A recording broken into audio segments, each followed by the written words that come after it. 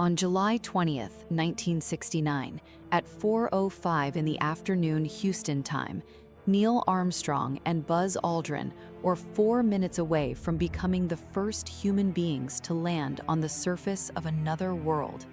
The Eagle, the lunar module that carried them, was descending toward the Sea of Tranquility at a controlled rate, its engines firing in precisely calculated bursts, its trajectory managed by a computer the size of a suitcase that contained less processing power than the phone in your pocket today. Then the alarm started. A yellow warning light, then another. The number 1202 flashed on the display, then 1202 again.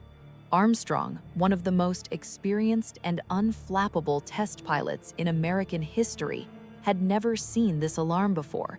Neither had Aldrin. Neither, for a moment, had anyone in mission control in Houston, where flight controllers stared at their screens, trying to understand what they were looking at and whether it meant the mission was over. It took 12 seconds, 12 of the longest seconds in the history of human exploration, before a 26-year-old guidance officer named Steve Bales, relying on analysis done by a colleague named Jack Garman, gave the call that everyone was waiting for. "We're go" on that alarm. The landing continued. 4 minutes later, Armstrong's voice came over the radio. "The Eagle has landed." The world celebrated. Armstrong and Aldrin became legends. The mission was called the greatest achievement in human history, and it was not an overstatement. But in the celebrations that followed, in the parades and the speeches and the photographs and the endless replaying of that moment of touchdown, something was missing. A name that should have been spoken was largely absent from the story. The name was Margaret Hamilton.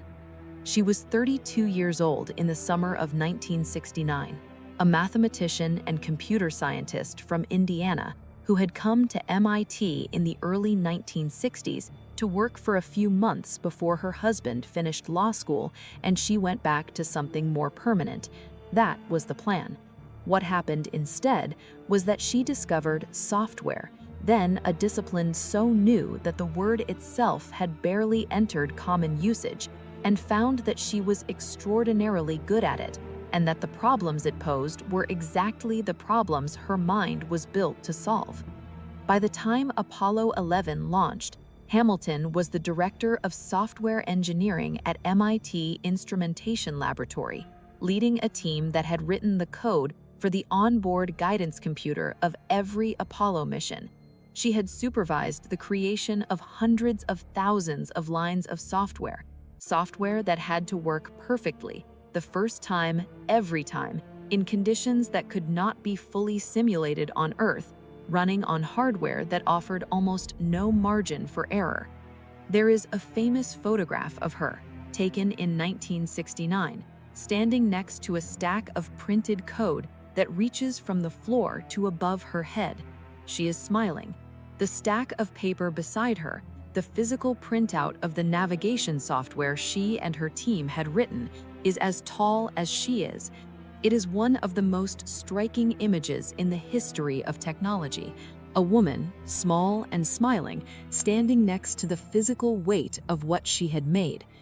The 1202 alarm that flashed in the final minutes of the Apollo 11 descent was a direct result of her foresight.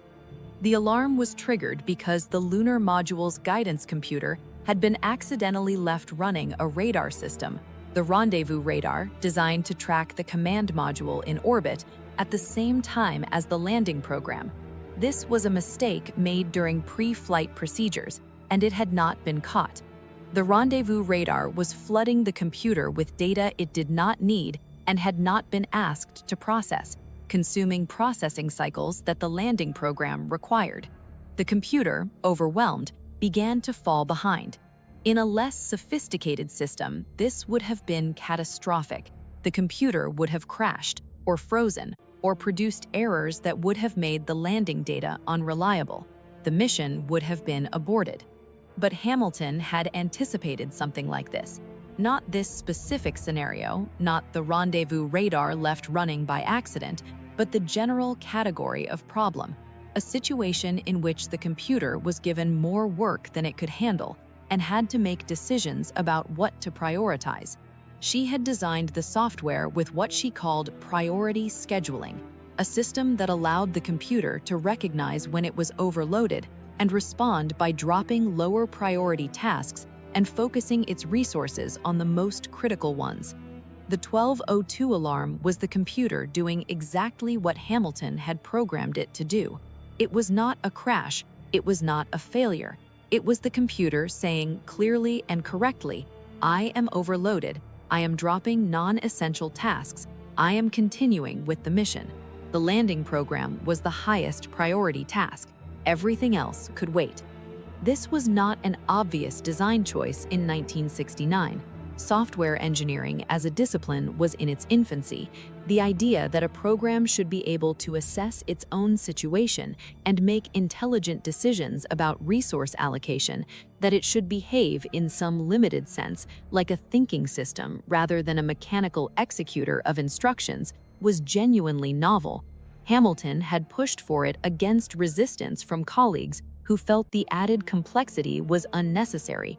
She had insisted that a system going to the moon had to be able to handle the unexpected, because the moon, by definition, was a place full of unexpected things.